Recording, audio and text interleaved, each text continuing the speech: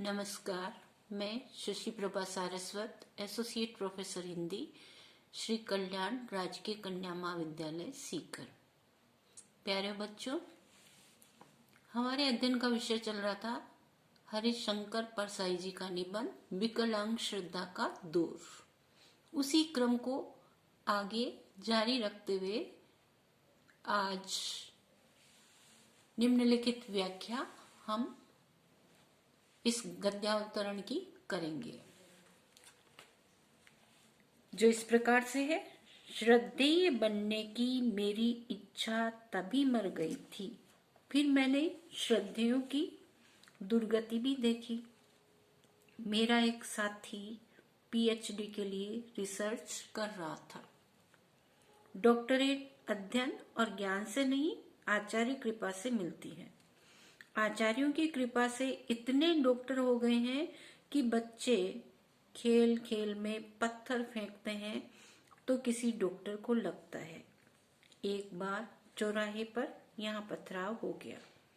5 घायल अस्पताल में भर्ती हुए और वे 5 हिंदी के डॉक्टर थे। नर्स अपने अस्पताल के डॉक्टर को पुकारती, डॉक्टर साहब, तो बोल पड़ते थे हिंदी के डॉक्टर।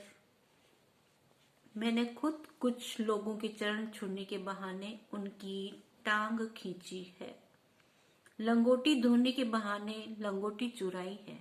श्रद्धेय बनने की भयावहता मैं समझ गया था।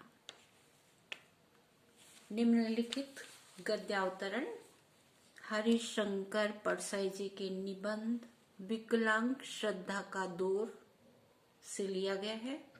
लेखक ने श्रद्धा को विकलांग बताते हुए यह स्पष्ट किया है कि वर्तमान परिवेश में न तो कहीं कोई विश्वास रहा है और न कहीं श्रद्धा रही है, और न नैतिकता और न आत्मीयता।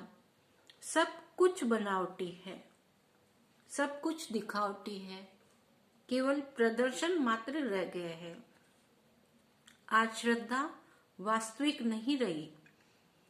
सत्य में सचमुच आज बिल्कुल भी नहीं रही। वह आज के विकृत वातावरण में विकलांग हो गई है। श्रद्धा की विकलांगता को लेकर लेखक ने वर्तमान राजनीति, वर्तमान शिक्षा, वर्तमान नैतिक मूल्यों में आई गिरावट की ओर इशारा करते हुए ये बात कही है कि आजकल लोग श्रद्धेय बनने का स्वप्न पाले रहते हैं, पर मैंने इस प्रकार की इच्छा कभी नहीं की। श्रद्धेय बनने की मेरी भावना हमेशा समाप्त प्राय ही रही। इसका कारण यह है कि मैंने अनेक श्रद्धेय व्यक्तियों की दुर्गति होते देखी है। उदाहरण के लिए उन्होंने बताया है कि उनके एक साथी पीएचडी कर रहे थे। पीएचडी ज्ञान और अध्ययन से नहीं, बल्कि आचार्य की कृपा से प्राप्त होती है। आशय यह है कि यदि आचार्य के प्रति सच्ची श्रद्धा हो तो बिना परिश्रम और ज्ञान के ही पीएचडी की उपाधि प्राप्त हो सकती है। आज के युग में आचार्यों की कृपा से बहुत से ज्ञानहीन व्यक्ति भी डॉक्टर बन गए हैं, डॉक्टर की उपाधि प्राप्त कर ली है, पीएचडी कर ली है। इनकी संख्या इतनी बढ़ गई है कि बच्चे खेल खेल में यदि पत्थर फेंकते हैं तो वह किसी न किसी डॉक्टर को ही लगता है।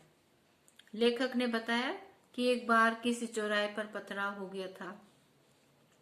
पथराव के कारण 5 लोग घायल भी हुए और वे व्यक्ति अस्पताल में भर्ती हुए। विडंबना ये रही कि वे 5 के 5 लोग क्या थे? हिंदी में पीएचडी करे हुए डॉक्टर, पीएचडी धारी डॉक्टर। आचार्य की कृपा से इन्होंने ज्ञान शून्य होते हुए भी पीएचडी की उपाधि प्राप्त कर ली थी। अस्पताल में जब नर्स अपने डॉक्टर को, चिकित्सक को डॉक्टर साहब कह करके पुकारती है तो ये हिंदी के डॉक्टर बोल पड़ते हैं। पांचों जो घायल है पीएचडी धारी डॉक्टर वे बोल पड़ते हैं। जो नर्स अपने डॉक्टर को पुकारती है और ये डॉक्टर बोल पड़ते हैं, पीएचडी धारी बोल पड़ते हैं। आशय यह है कि इन पर आचार्य की कृपा के परिणाम स्वरूप जो डॉक्टरेट का तमगा लगा था वह इनके अहंकार को व्यक्त कर रहा था, इनके घमंड को, अभिमान को व्यक्त कर रहा था और इसी कारण ये अपमानित होते रहते थे। हरिशंकर परसाई जी कहते हैं कि आज सच्ची श्रद्धा नहीं रही है। कुछ लोग तो केवल चरण छूने के बहाने अपने आचार्य की टांग खींचते हैं। भावार्थ यह है कि आचार्य की कृपा से उपाधि तो प्राप्त कर लेते हैं पर बाद में उनके प्रति श्रद्धा नहीं रखते। जो ही डॉक्टरेट की उपाधि प्राप्त हुई उसके बाद आचार्य से कोई लेना देना नहीं। अपना स्वार्थ पूरा होने के बाद वे आचार्य की तरफ झांकते भी नहीं हैं। डिग्री खरीद लेने के बाद अब आचार्य से कोई संबंध नहीं रहा। अवसर मिलने पर उनकी टांग खिंचाई करते रहते हैं। मतलब जिसके अधीन इन्होंने पीएचडी की है वे ही अपने गुरु की टांग खिंचाई करते रहते हैं।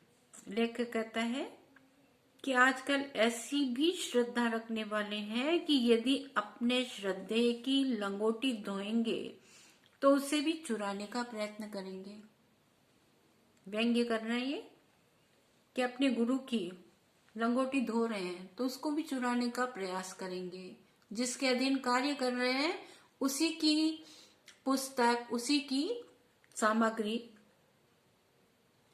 को चुराने का ये प्रयास करते रहते हैं। आज जब श्रद्धा इतनी भयावह और विकलांग हो गई है तो मुझ जैसे लेखक को तो इसे बचे रहना ही चाहिए।